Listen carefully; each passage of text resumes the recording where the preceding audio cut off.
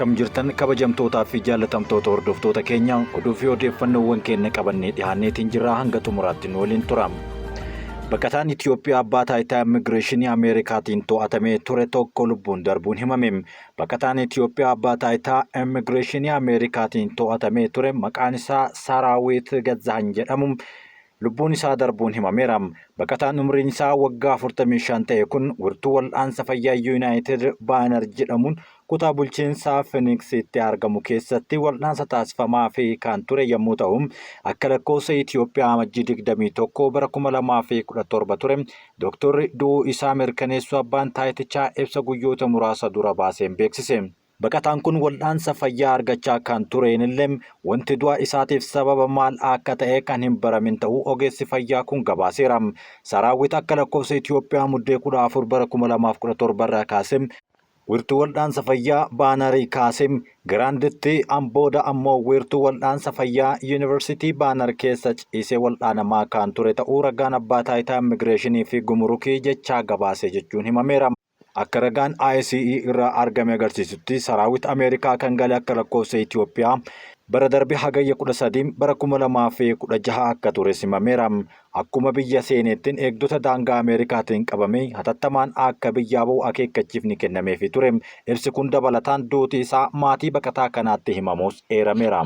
Magaalaa Shiree Indasillaasee keessatti balaa boombii mudateen namoota 17 madaa'uu aanga'oonni naannichaa beeksisan. Bulchiinsa naannoo Tigraay magaalaa Shiree Indasillaasee keessatti balaa boombii mudateen kaleessa galgala bakka bashannanaa Haarag jedhamutti balaan boombii kun harka namaatiin akka darbatamee fi namoonni 17 madaa'uu isaanii waajjirri nageenyaa fi bulchiinsa magaalichaa beeksiseera. Itti gaafatamaan waajjirichaa obbo Birahoo Ayidaay akka sagalee Ameerikaatti himanitti balaa kanam dubartoota 3 dabalatee daa'imman ji'a 11 miidhamuun himeera. Namoottan balaa kanaan madaa'an caalaan isaanii mana yaalaatti ilaalamaa gara mana isaaniitti akka deebi'anis itti gaafatamaan kun himeera. Bakka dargaggoonni hedduminaan itti bashannanan kanaaf abbaan qabeenyaa kan ta'an obbo Baaraakii Hagos namoottan eenyummaan isaanii hin beekamne bilbiluudhaan akka mallaqa kennuu baannaan ammoo akka qabeenya isaanii irratti balaa buusan ibsuudhaan sodaachisaa akka turan waajjira poolisii magaalichaatti beeksisuu isaanii obbo Barihuun himaniiru. Bakka kanatti torbaan lamaan duras akka lakkoofsa Itoophiyaa amajjii 12 bara 2017 galgala boombiin harkaa darbatame namoota irratti ittuu miidhaa hin geessisen hafuu isaa itti gaafatamaan damee nageenyaa fi bulchiinsa magaalaa Shiree Indasillaasee himaniiru. Gochi horii namaa fudhachuudhaaf jecha waan raawwatamaa jiruufi malee dhimma siyaasaa akka of keessaa hin qabne kan ibsan itti gaafatamaan nageenya magaalichaa namoottan gocha kanaan shakkaman to'annoo jala oolfamanii dhimmi isaanii qoratamaa akka jirus beeksiseera. Gatiin imala hajjii baranaa 90% dabaleera. Kunis daballii gatii sharafa alaan akka wal qabatu manni marichaa ibsa godheera. Manni marii waliigala dhimmoota Islaamummaa Itoophiyaa daballii gatii imala hajjii bara kanaa irratti taasifame sababa gatii sharafa alaa garmalee dabaluu isaatiin kan uumame jechuun beeksise. Manni marichaa kaffaltii imala gara hajjiitti taasifamu birrii 600 fi 25,000 akka ta'u kan kaa'e yommuu ta'u bara darbe waliin wal bira qabamee yoo ilaalamu 90% dabaluun himameera. Hooggantoonni mana marichaa ibsa gurraandhala 11 bara 2025 baasaniin bara darbe hojii raawwachiiftuu kana baasii birrii 329 akka kaffalaa turan himaniiru. Haa ta'u malee bara kana birrii 625tti ol guddachuus ibsaniiru. Kunis mallaqa biyya keessaa doolaara Ameerikaa waliin wal bira qabamee yoo ilaalamu gadi bu'uu isaa daballii gatii kana taasifamuuf sababa guddaadha jechuun kaasaniiru. Pirezidaantiin itti aanaan mana maree waliigala dhimmoota Islaamummaa Itoophiyaa fi itti gaafatamaan damee hajjii fi umraa Sheekh Abdulaziz Sheekh Abdulwaaliin akka jedhanitti gatiin hajjii murteessuudhaaf yeroo baay'ee akka fudhatee fi haala qabatamaa biyya keessaa fi biyya alaa erga qoratamee booda kan murtaa'edha jechuunis kaasaniiru.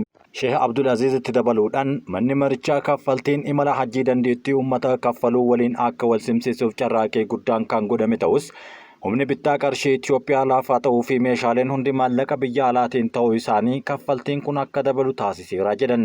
Manni marichaa baasii imala hajjii dandeettii maallaqa uummataa waliin wal simsiisuuf carraaqqee cimaa taasisus gatiin maallaqa Itoophiyaa gadi bu'uu fi kaffaltiin tajaajila hundi maallaqa biyya alaatiin kaffalamuun isaa baasii ol'aanaa kanaaf gumaacha ta'uun himameera. Haa ta'u malee kaffaltiin kun dhaabbilee tajaajila kennitoota biroo wajjin wal bira qabame yoo ilaalamu gadi aanaadha jechuun himaniiru. Itti dabaluunis kaffaltiin hajjii irratti jijjiiramni dabalataa akka hin jirre ibsuun Hujjaajonni fedhii qaban hatattamaan akka galmaa'an dhaamaniiru. Akka gabaasa miidiyaaleetti hajjii raawwachuudhaaf bara kana doolaara Ameerikaa 4,921 kan barbaachisu yommuu ta'u, bara darbe doolaara Ameerikaa 5,076 ture. Kunis doolaara Ameerikaa 155 hir'achuu agarsiisa. Haa ta'u malee mootummaan Itiyoophiyaa dhuma ji'a adoolessaa bara 2024 sirna sharafa maallaqa biyya alaa gabaa irratti hundaa'utti akka jijjiiramu murteessee waliin wal qabatee gatiin maallaqa biyya keessaa gadi bu'uun maallaqni imala hajjii kun birrii Itiyoophiyaatiin akka dabalu taasiseera.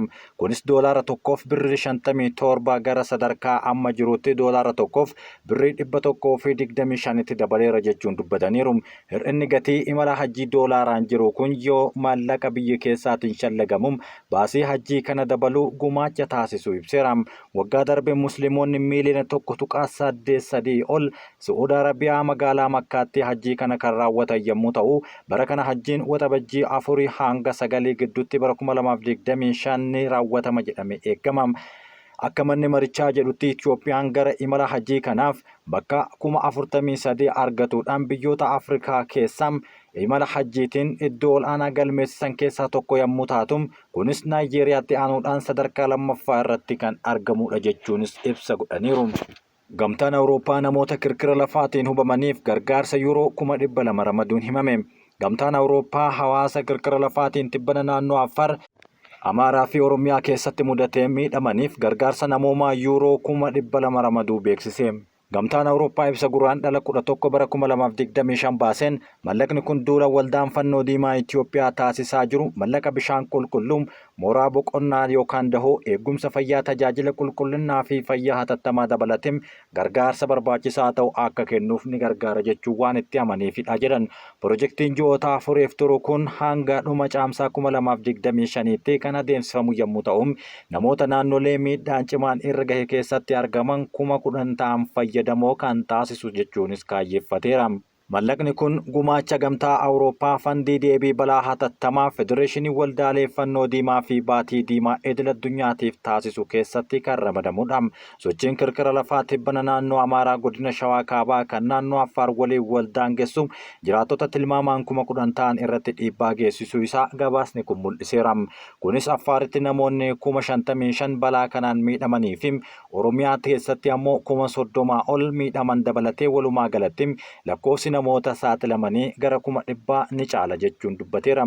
Gargaarsi gamtaa Awurooppaa taasise kun yeroo murteessaa ta'e kanatti taasifame yommuu ta'u, namoonni dhuunfaa buqqa'an mooraa dhiphaa namoota hedduun guutame rakkoo nyaataa, bishaanii fi tajaajila barbaachisaa ta'e argachuu isaanii daangeffame keessattidha.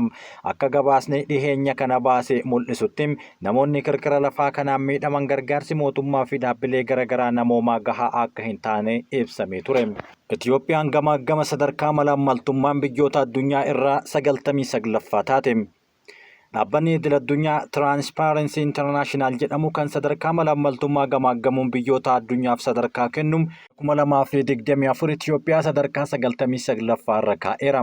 Dhaabbatichi sadarkaa malaammaltummaa biyyoota garaagaraa keessa jiru gamaaggamuun qabxii gadi aanaa hanga 100 malaammaltummaa irraa bilisaa kennu Itiyoophiyaadhaaf qabxii 37 kennuudhaan biyyoota addunyaa 180 keessaa sadarkaa 99ffaa irra kaa'eera.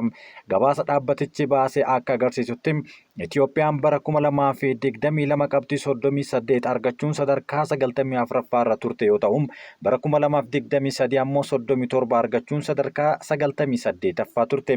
Bara kana qabxii tokkollee osoo hin fooyyessin sadarkaa tokko gadi bu'uudhaan 99ffaa irra teetteerti. Bara kanas akkuma baroota darbanii biyyoonni Saharaa gadi dhibbantaan 90 qabxii 50 gadi argachuun tarree biyyoota sadarkaa dhumaa irra jiran keessatti argamaniiru.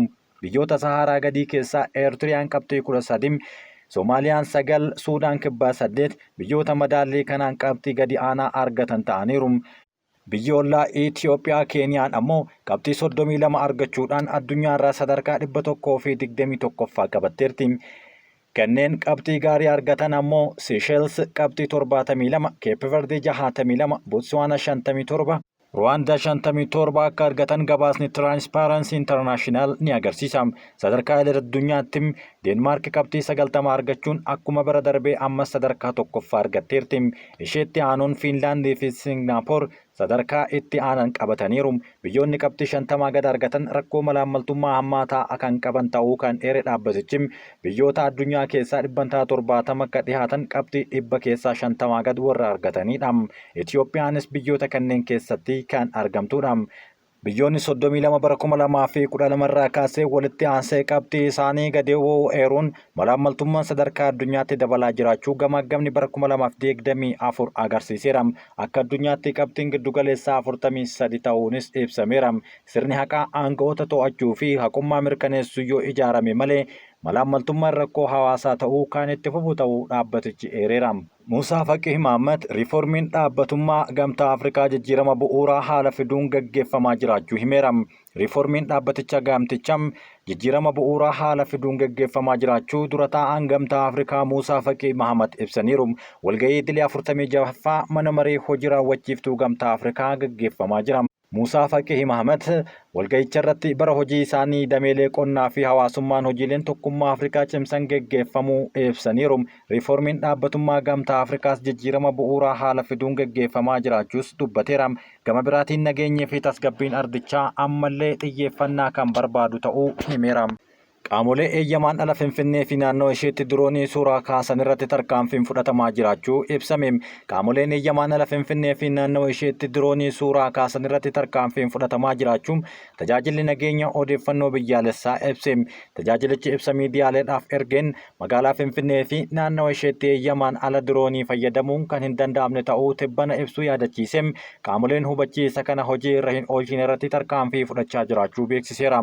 Walgahii gamtaa Afrikaa walqabatee opereeshinii qindaa'aa cimsuun barbaachisaa ta'uu isaanii Finfinnee fi naannoo isheetti diroonii fayyadamuun dhorkaa ta'uu ibsuun isaanii hedduu hojii irra oolchaa jiraachuu eereera. Qaamoleen yaadachiisa hojii irra hin oolchine irratti teeknooloojii farra diroonii dabalatee tarkaanfiin garaagaraa fudhachaa jiraachuu hime. Tajaajila nageenya odeeffannoo biyyaalessaa aangoo labsii kennameefiin dirqama nageenyaa dureewwanii fi bu'uuraalee misoomaa murteessoo fi sagantaalee sadarkaa biyyaalessaatti gaggeeffaman eegsisuu qabaachuu eereera. Keessattuu yaa'ii 38ffaa gamtaa Afrikaa milkaa'inaan xumuramuuf sodaa diroonii fi meeshaalee teeknooloojii uumuu danda'an to'achuuf kan dandeessisan ta'uun qophiin humna namaa gahaa teeknooloojiin taasisuun hojiitti galamuun himeera. Haaluma kanaan namni diroonii fayyadamuu barbaadu kamiyyuu karaa lakkoofsa bilbilaa odeeffannicha kennuudhaan fayyadamuu akka danda'us himeera. Hamaas haalli jiru mijoofnaan namoota bute kennee jechuudhaaf qophii ta'uu hime. Hamaas murannoo waliigaltee dhukaasa dhaabuuf qabu akkuma jirutti garuu Israa'el gocha kana walxaxuu yookaan harkifatu taasisu kamiifuu itti gaafatamti jechuun dubbate. Aangaa ol aanaan Hamaas kan ta'e Baaseem Na'im akka dubbatetti hayyoonni jaarsummaa irratti hojjetan US, Qaatarii fi Masriin akka gidduu seenanii waliigaltee dhukaasa dhaabuu bakkatti deebisaniif karri banaadha jedhe. Waliigalteen kun akka diigamu hin barbaannu kan jedhe yommuu ta'u gufuun danqaan kamiillee akka hin jiraanne hambisuudhaaf haga dandeenyu hojjechaa jirra. Kana waan ta'eef yoo haalli jiru karaa jaarsoliin mijateef hidhamtoota sanbata dhufu dabarsee akka kennuuf qophii ta'uu himeera. Hamaas karoora pirezidaantii Ameerikaa Doonaald Tiraamp Gaazaa fudhachuuf qabu mormuun yaada pirezidaantichaa kan sanyummaa irratti hundaa'udha jechuun karoora hin milkoofnedha jechuunis dubbateera. Masriin ammoo gama isheetiin mul'ata Gaazaadhaaf qabdu dhiheessiteerti. Masriin mul'ata waliigalaa Gaazaa deebisanii ijaaruuf qaba jettee dhiheessuudhaaf karoora akka qabdu himte. Masriin dhimma Filisxeemota mirga namoomaa naannichaa keessa jiran ilaalcha keessa galcheen nageenya waliigalaaf hunduu irratti waliif galuun mirkaneessuudhaaf taasifamu irratti bulchiinsa Ameerikaa Doonaald Tiraamp tumsuuf fedhii qabaachuu dubbatteerti. Ibsi dubbii himaa ministeera dhimma alaatiin miidiyaa hawaasaa irratti qoodame Masriin mul'ata waliigalaa jiraachuu Filisxeemota mirgoota sirnaa fi seeraa waliin wal sima jettee dhiyeessuudhaaf karoorfachuu himte. Dubbii Masrii kana hordofee Tiraamp US Gaazaa akka qabattu dhiheessuun keenya ittuma fufa jechuun dhaadateera. Pirezidaantiin Ameerikaa Doonaald Tiraamp ejjennoo US Gaazaa keessatti qabachuudhaaf dhiheessan ittuma jiraachuu wayita mootii Yordaanos Abdallaa waliin kibxata Waayit Haawusitti wal arganitti ifa godhe. Hooggantoonni kunneen lamaan yaada Tiraamp Filisxeemota miiliyoona 2 ta'an Yordaanos dabalatee biyyoota birootti godaansisuudhaan Gaazaa akka fudhatan deebitee booda yeroo jalqabaatiif wal arganiiru jechuun dubbateera. Jalqaba torbaan kanaa Yordaanosii fi Masriin Filisxeemota Gaazaa keessa jiran hin fudhatan taanaan gargaarsa akka isaan irraa dhaabuu danda'u Tiraamp yaada dhiheessee ture. Baha giddugaleessaa keessatti michuu US kan taatee fi Duraaniyyuu Filisxeemota miiliyoonaan lakkaa'amaniif biyya kan taate Yordaanos yaada Tiraamp dhiyeesse kana diddeerti. Mootiin Abdallah erga Tiraamp waliin wal arganii ejjennoo cimaa Yordaanos Filisxeemota akka hin buqqaaneef kan jechuun dubbateera. Raashaa fi Yukureen humna anniisaa waaklii irratti xiyyeeffachuudhaan haleellaa raawwachuu beeksisan. Biyyoota lamaan haleellaa wal irratti raawwatan kanaan kan xiyyeeffatan dhaabbilee anniisaa fi humna elektirikaa irratti yommuu ta'u, Raashaan dhaabbata oomisha boba'aa Yukureen kutaa Pooltaavaa keessatti argamu irratti xiyyeeffachuudhaan misaa'eloota baalaastikii fi Kruuz 19 dhukaasuu ishee humni qilleensa mootummaa Yukureen beeksiseera. Sababa haleellaa kanaan kan ka'e Yukureen ammoo humna elektirikaa irra uggura yeroo hatattamaa kaa'uu ishee ministeerri anniisaa mootummaa Jaarman dubbateera. Waraanni Yukureen gama isaatiin kibxata kaleessaa haleellaa raawwateen dhaabbata Raashaa boba'aa itti calaluu fi kutaa Istoovoo keessatti kan argamu irratti miidhaa geessisuu ifatti beeksiseera. Bulchaa kutaa kanaa kan ta'e Roomaan Busaargiin dhaabbata boba'aa irratti abiddi qabatee dhaamuu isaa toora miidiyaa hawaasaa Telegiraam irratti beeksiseera. Ministeerri ittisaa mootummaa Raashaatti kutaan ittisa misaa'elaa ibsa kenneen diroonota Yukureen 40 qolachuu isaa beeksisee jira. Waraanni Raashaa itti dabaluudhaan bakka kutaa baha Yukureenitti argamu Yaaseenoof kan jedhamu qabachuu isaa beeksiseera. Karaa biraatiin itti aanaa pirezidaantii Yuunaayitid Isteetsii fi Jeedii Vaansiin dabalatee yommuu aangawoonni Yuunaayitid Isteets pirezidaantii Yukureen Volodimir Zelenskii waliin torbaan kana keessa wal arguuf karoorfatanii jiranitti pirezidaanti Doonaald Tiraamp Yukureeniin ilaalchisee haasaa taasisaniin gargaarsi Ameerikaa taasisaa jirtuuf Yukureen akka albuuda qabduun kaffaluu qabdi jechuun ibsa baasaniiru.